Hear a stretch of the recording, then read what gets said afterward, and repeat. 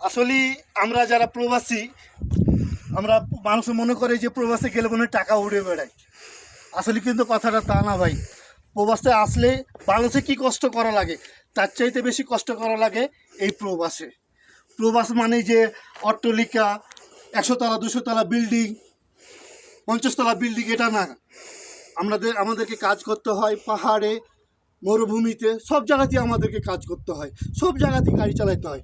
এমন এমন জায়গাতে আমাদেরকে গাড়ি চালাতে হয় যে বাংলাদেশের মানুষ যদি হঠাৎ করে দেখে তো এই জায়গাগুলোতে আসতেই চাইবে না, এমন এক জায়গা। আপনারা ভিডিওতে দেখতে পাচ্ছেন চারিদিকে খালি পাহাড়। এই পাহাড়ে ওঠার জন্য এক্সট্রাভাবে রাস্তা বানানো হয়েছে যে আমরা এখান থেকে খালি একটু হেঁটে উঠে এসেছি, তাতে আমাদের হাসপাসি ধরে গেছে। একটু দেখাবো সামনের দিকে, অনেক নিচু রাস্তা। এই নিচু রাস্তার চাইতে আরও নিচু আছে, এই নিচু রাস্তার চাইতে আরও নিচু রাস্তা আছে। এবং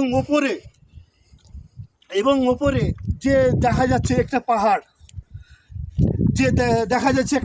না, এই পাহাড়ের ওপরে কিন্তু আরও 4টা পাহাড় আছে। এর চাইতে বড় বড় পাহাড় আছে।